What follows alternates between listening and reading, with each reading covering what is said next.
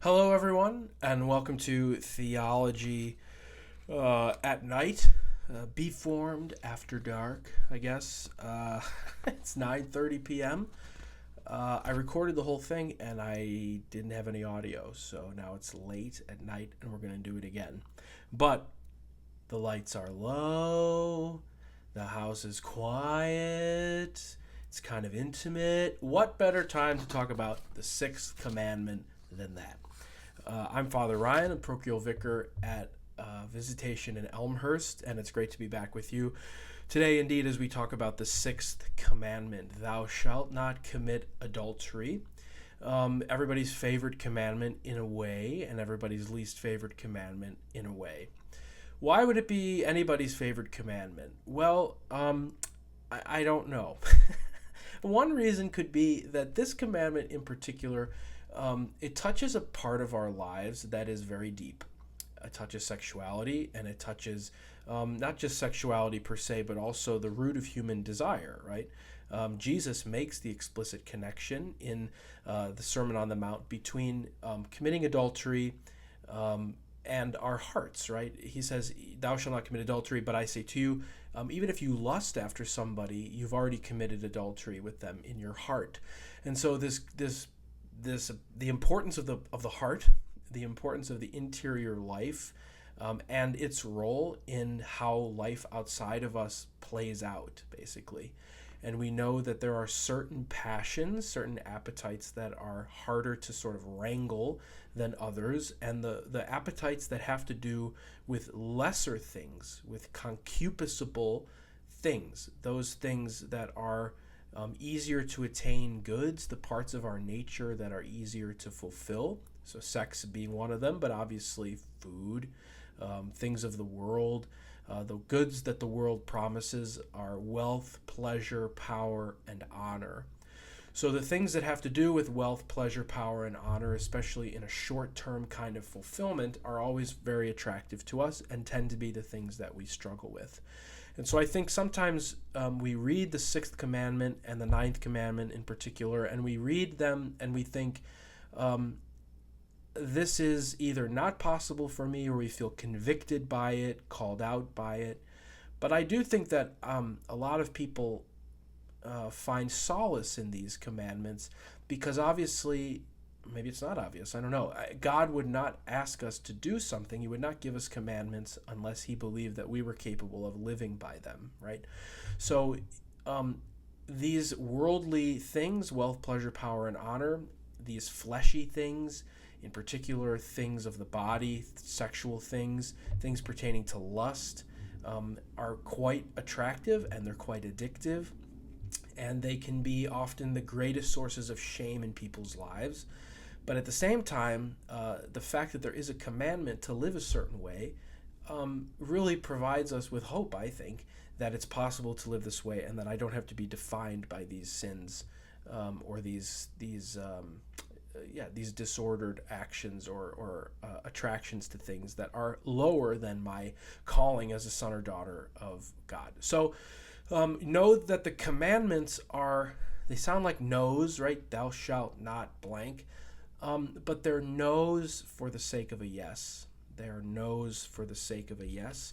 And the yes here, as the yes is with all of them, is to live a properly ordered life. So when we say that something is disordered, an attraction is disordered, it doesn't mean it's like a disease or that you need to go, and be treated in some extreme. It just means that we are called to go in a certain direction. We are ordered toward something, and anything else that isn't that thing in that direction, of course, is God, is something that is disordered. It's a different direction.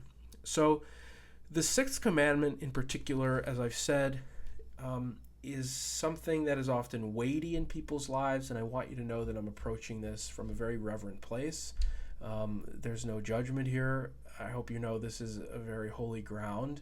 And if you feel moved or convicted by these particular teachings, then treat that as an invitation and maybe go to confession, maybe reach out to someone talk to your priest or to someone that you trust. But you're not alone in your struggles, and you don't have to feel weighed down by them or tempted toward despair. Remember, despair is always a tactic of the evil one.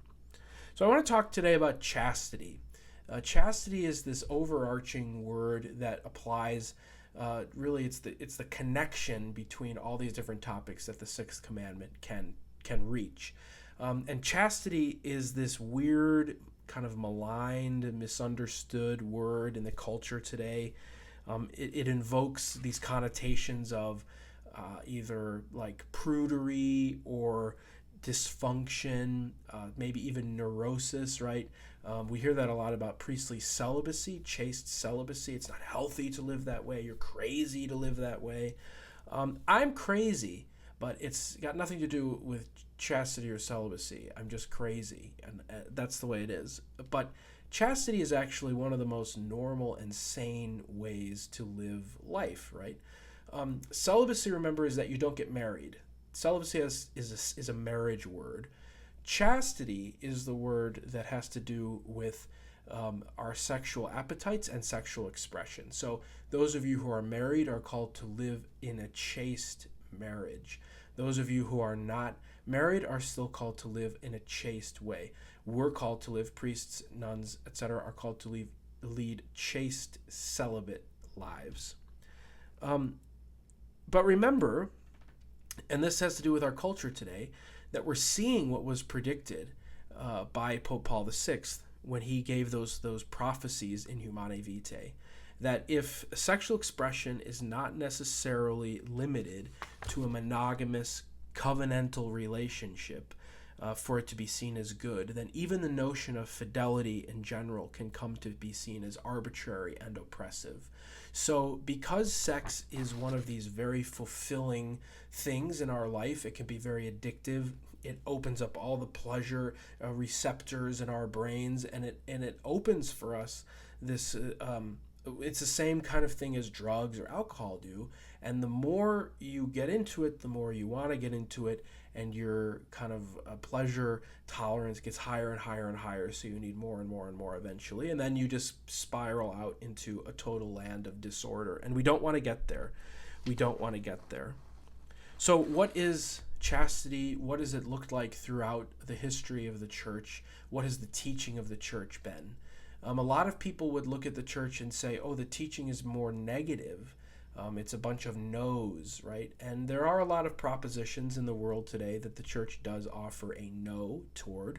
But remember, the church's no, as I said, is always to foster a greater yes to something that is actually, well, more in line with God and his vision for the world. But it's also something that's meant to foster a greater sense of human flourishing and freedom. That is the church's concern. That is the church's concern. The Son of Man has come to seek and save what is lost. The church's concern is to foster human flourishing and freedom in the truest Christian sense.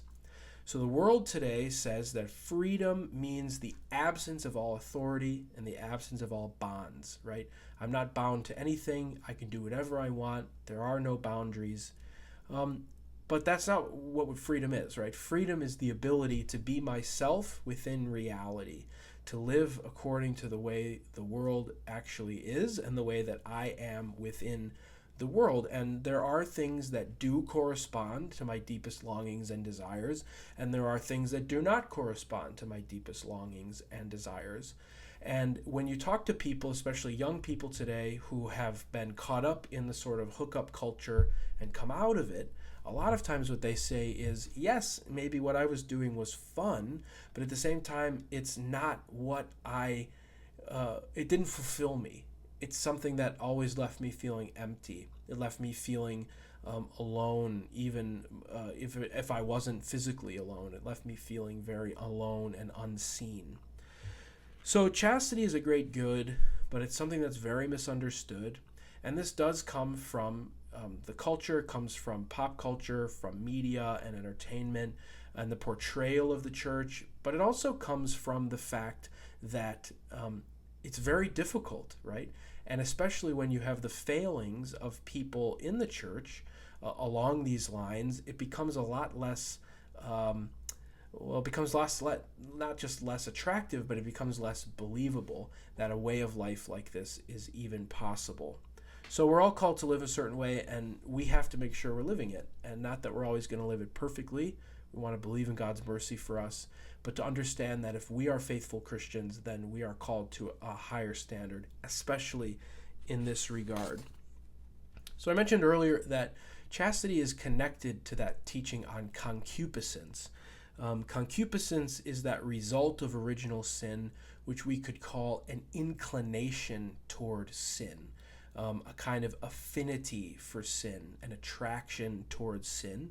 And we know that concupiscence is not wiped away at baptism, but instead it kind of lives there, because concupiscence can be good in a way. The concupiscible appetite can be good because we want to have an appetite for some of the things of the world, but we don't want to overdo it. But chastity and concupiscence are attached to each other. Remember that the more intense a desire for a thing of the world in particular, the greater the possible disorder. And because of its intensity, sexual desire is profoundly affected by this. In other words, when sex goes wrong, it goes really, really wrong. Because it can cast down so quickly the human mind and heart from the heights of rationality and holiness that we are called to occupy. So think of the life of St. Augustine, right? St. Augustine is this like child prodigy. He's so smart. He's well respected. He comes from a Catholic mom, of course, St. Monica, and his father's a pagan, Patricius. And he goes through this whole conversion experience after living a life of like complete and utter debauchery. He has a concubine. He has a son, an illegitimate son, through this concubine, and he goes throughout Carthage and Rome up to Milan, and he falls into the very, very lusty, hot, passionate world, and he loves it, quite frankly, and he throws himself into it. But little by little, he realizes this is not making me happy. This is not fulfilling me, right? And he eventually has his great conversion through the help of St. Ambrose. He's baptized. And that's when he's able to write that beautiful paragraph from the Confessions. Late have I loved you, beauty so ancient and so new. Late have I loved you. You were within me, but I was outside. I was in the world, and you sought me there. In my unloveliness, I plunged into the lovely things of your creation. You were with me, but I was not with you.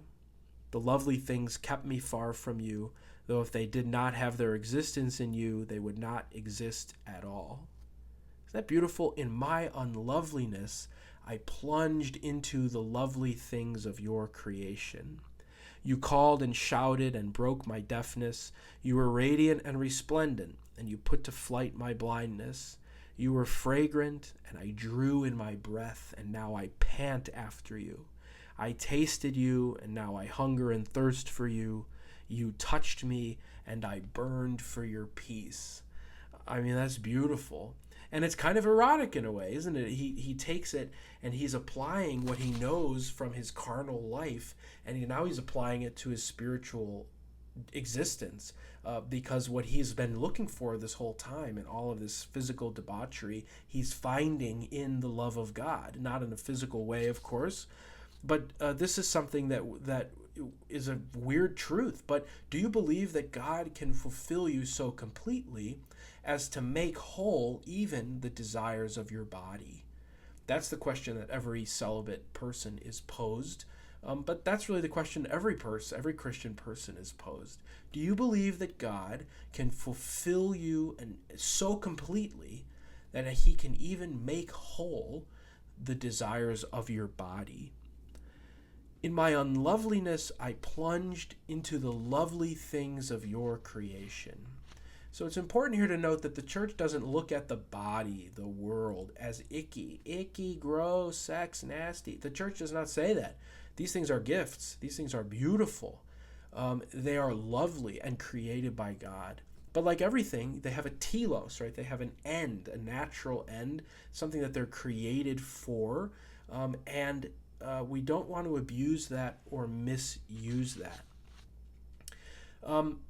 Concupiscence is something that Augustine struggled with, right? His inclination towards sin often got the best of him, but he was able to experience the love of God so completely. And what did the love of God do? It didn't make him go from one extreme to the other, because virtue is found in the middle, right?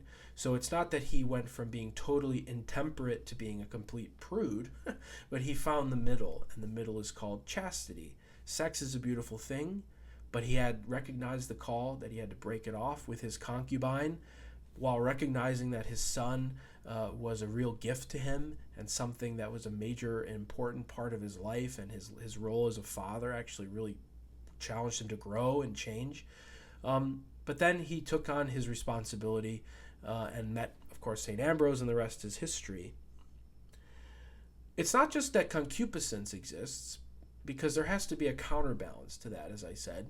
And so this is when you go through the history of the church, then you arrive with Aquinas, who takes the teaching of Aristotle and starts to talk about a different word. And the word is virtue, right? So chastity is not some abstract command, be chaste. Chastity is a virtue. And a virtue, as we know, is a habit, and it has to be cultivated over time. Remember that for St. Thomas, a virtue denotes a certain perfection of a power. So chastity is not, no. Chastity is a perfection of a certain power. In this case, we're talking about the sexual power, right? And that's more than the physical act, right? Your sexuality is so much more a part of you than just the actions of your body. But we want to act in a way so that our chastity can be morally excellent. Remember that with virtue, it's not possible to be badly chaste. It's just possible to be unchaste, right? It's not possible to be badly just or badly courageous, because then it's not a virtue. It has to be excellent. If it's badly just, it's unjust, right? Okay. So Aquinas adopts Augustine's definition of a virtue. Are you ready? A virtue is a good quality of the mind by which we live righteously and of which no one can make bad use. It's a good quality of the mind by which we live righteously, of which no one can make bad use. So, chastity chastises concupiscence. You have this inclination towards sin, and you want to follow it, and maybe all the signs are there, and you're really into it, and you want to go follow it, and then here comes the virtue of chastity that says, no, stop that. Don't go down that road, because you are not totally you when you go down that road. You're not who you want to become when you go down that road. So chastity does not eliminate passions. It doesn't pretend that your passions don't exist.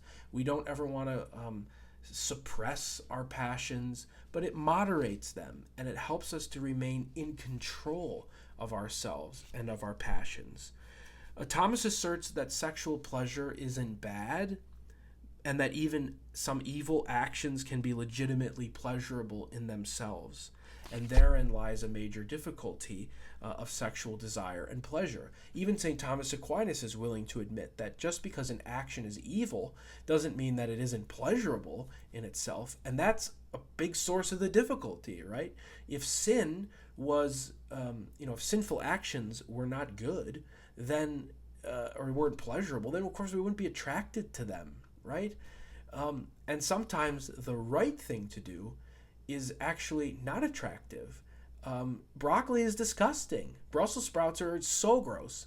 And you have to make them unhealthy in order to eat them by dousing them in, olive oil and bacon and cheese and all kinds of things. Otherwise, I have no interest in them, right?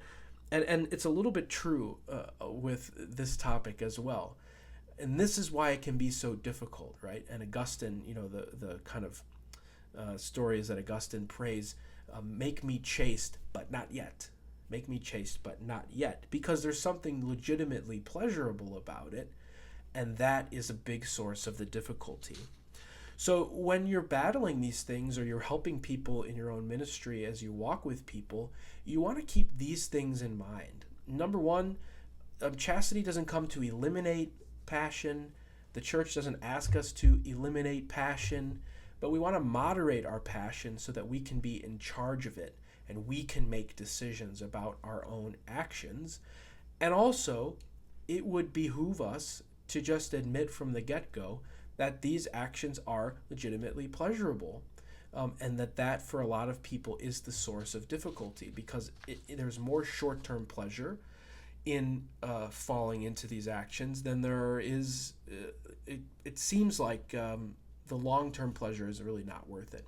But those who have achieved freedom, and of course those who are aware, know, in any category, not just chastity, but in any category, the long term is difficult, but it's actually going to be more worth it and sweet in the long run. So Aquinas says that chastity is the virtue that enables human beings to use their sexual powers wisely and well. Chastity is the virtue that allows the human person to use their sexual power wisely and well. So this is the perfection of the power, the sexual power. In so doing, they contribute not only to their own flourishing, but to a well-ordered society that reflects God's plan for human sexuality. I need a little tea. I hope that's okay. A note. I think sometimes we can think about this stuff and think these guys are like stuffy, sort of celibate men, you know. Aquinas struggled with this topic. He was perfect, not perfect. He was sinful in some ways, but he was widely known as being utterly chaste. But that doesn't mean that there was no struggle there. Some of you probably know the famous story that his family, St. Thomas's family, did not want him to join the Dominicans because they wanted him to become powerful and maybe one day be the abbot of the Benedictine monastery of Monte Cassino, near where he grew up. And so to dissuade him from entering the Dominicans, they tried to tempt him, and they locked him in a tower, and they sent in a woman of the night, shall we say, a prostitute, into his little chamber up there, and to seduce him, basically. And he chased her out of there with a fireplace poker, and, get out of here, because he was totally committed to the Lord. And for these people, and for the church, there's a category of saint called the virgin, and virginity is regarded by like pretty much every philosopher and theologian of that period as the highest expression of chastity. But Aquinas, who is often seen as like a fuddy-duddy blah person, is anything but that, by the way. But he introduces a very interesting caveat into the church's conversation on the topic of sexuality and virginity. And Aquinas does not see virginity in purely physical terms. He argues instead that virginity can lack matter, that is, the physical integrity of virginity, and still, through repentance, recover its form. Isn't that beautiful? Virginity can lack matter, that is, the physical integrity, and still, through repentance, recover its form, the offering of one's body to God. So as you help people and as you yourself are on your own journey in this regard, in addition to the things we said before, the body isn't bad. It isn't bad to admit that some things are pleasurable but not good for us. We want to keep in mind that the long-term goal is going to be better than the short-term satisfaction. But also, you are not stuck in your sin, right? The Oh Hellos is a great band that I love. And they have a song called I Have Made Mistakes. And in that song they say, you are not alone in the dark with your demons. Isn't that beautiful? You are not alone in the dark with your demons. You are not stuck in your sin. And even people that we regard as being maybe, Aquinas is this very smart, it can seem inaccessible theological figure who himself was relatively ordered and integrated in this regard. is still able to intuit this beautiful fact of God's mercy, that through repentance you can be restored to a form of what you had before. And we want to avoid vice at all costs, right? We want to avoid this. And the way that we avoid falling into viciousness or vice in this regard, in any regard really, is through what we call integration. We want to achieve integration of our human nature and our sexual appetites into a larger framework and vision of virtue. Sex is a good thing. Chastity enables the person's sexual powers to be exercised intelligently and freely in accord with the goods of human nature. And sexual union expresses a unique form of friendship within marriage. So remember that the deepest form of love between married people is not sex. So many people think that sex is like the end-all be-all of the human experience, and it's not. Friendship is. And in fact, marriages that are not built on friendship, even if they are very kind of sexually healthy, are not going to last very long, because the deepest form of human connection is not sexual intimacy, but the intimacy that is born between friends. And friendship is the exchange of persons in this beautiful way.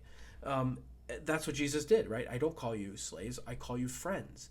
And I have given you my commandments as my friends. Remember that love, though, is the primary end of the marital act. This is from the personalists like Hillenbrand and John Paul II. And we want to remember that in the context of marriage, sex is a form of bodily self-donation. So this is like essentially the big reason why the church teaches what she does about sex outside of marriage. So I think we've talked before, maybe we have, I don't know. I think it's come up before, though. The concept of certain things are for certain things, right?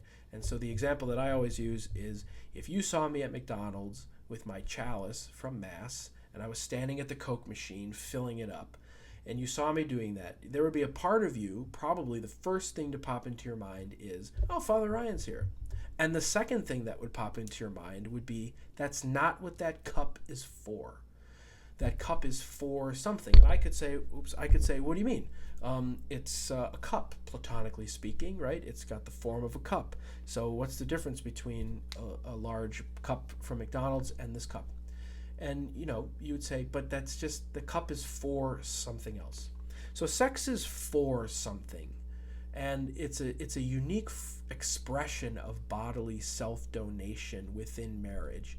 So it's something that's reserved toward a covenantal relationship. Why? Because sex outside of marriage is one person giving to the other something that they have no claim on, and it's taking from someone else something they have no right to receive.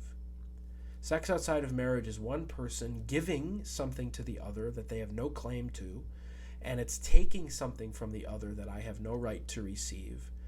Why? Because sex is meant to be a privileged expression of love. It's not a willy-nilly thing.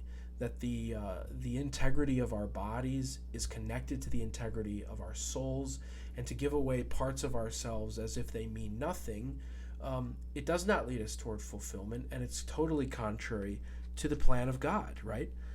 Sex serves to engage the full attention of the lovers in their mutual self-gift. I was once asked a question by a couple that are very good friends of mine, and they had asked whether at their wedding mass they could lay down on the floor, like prostrate themselves on the floor, the way that a priest would at his ordination, or that a religious sister might at her final profession. And the idea, of course, was beautiful, I think, that they wanted to lay down on the floor as the sign in front of all their family members and friends that they would be laying their lives down for each other. And to this question, I said no, not going to happen. And here's why I said no. Because why does a priest lay down on the floor, right, of the cathedral as he's ordained? Those of you who watched Bishop Dennis Spies' ordination saw him lay down on the floor even at that. Why?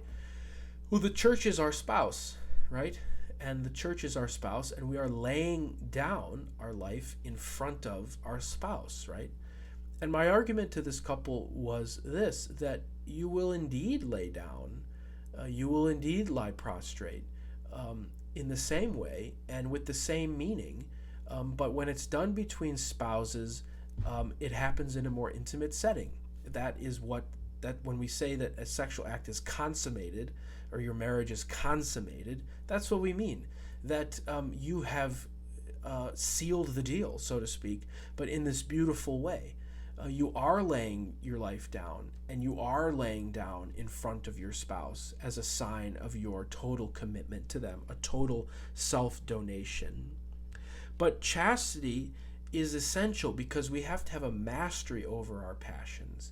We have to have people who are in this together, so to speak, and that are not just using the other person for their own sexual gratification.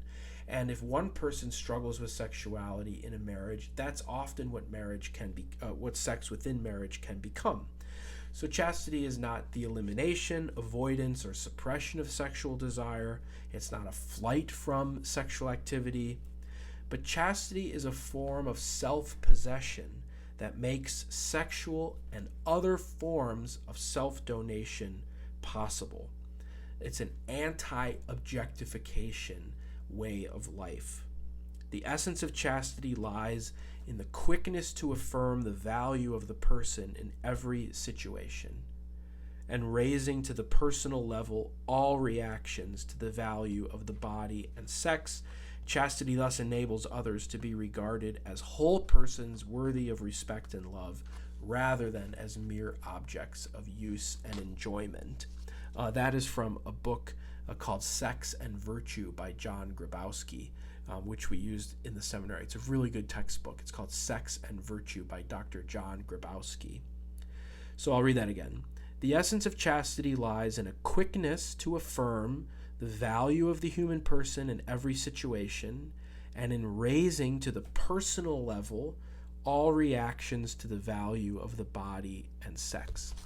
So the other person in your marriage, that's a person, right? The people who are appearing perhaps in pornography, those are people, and often working in insane and inhumane conditions, and we don't want anything to do with that.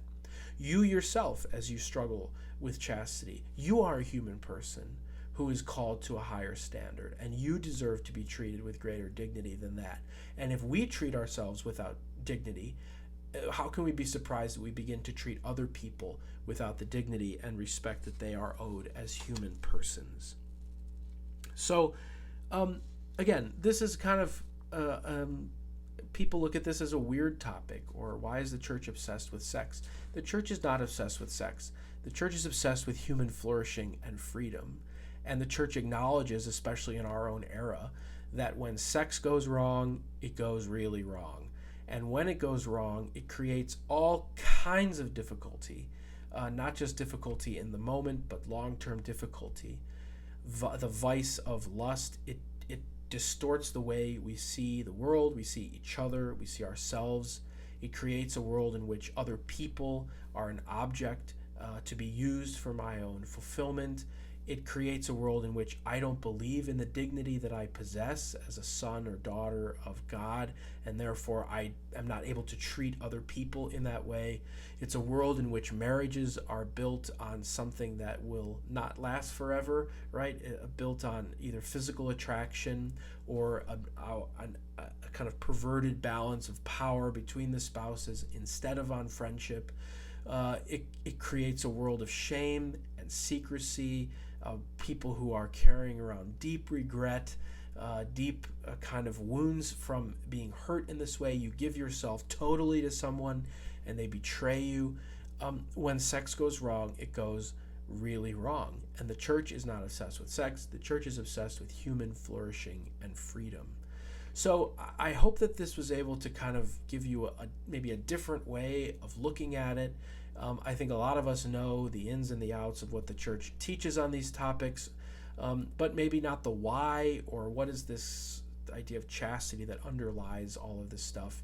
And we want to make sure that when we teach people, or as people, hear that we're maybe engaged in our own conversion, that as we talk to them, we're able to present a compelling vision.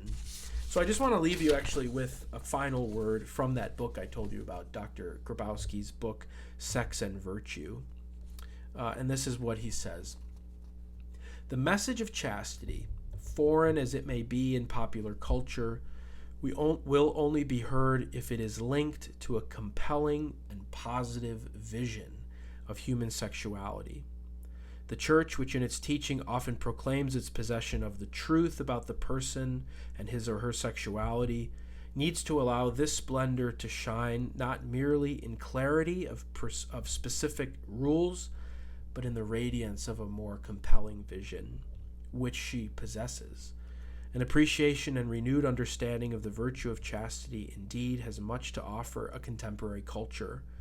In a culture where sexual expression is routinely reduced to a narcissistic search for ecstatic release and personal satisfaction, it recalls the deeper values at stake in sexual relationships. Chastity enables sex to be understood within the context of human dignity, human growth, and human culture. And in this way, it points toward and makes possible the human vocation to communion in love.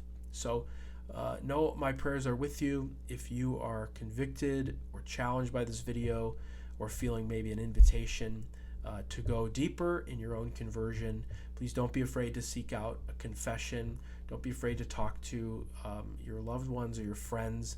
Remember that all of this thrives in darkness and secrecy, but the truth lives in the light, So don't be afraid to be honest. You are not alone in your struggle. Remember that.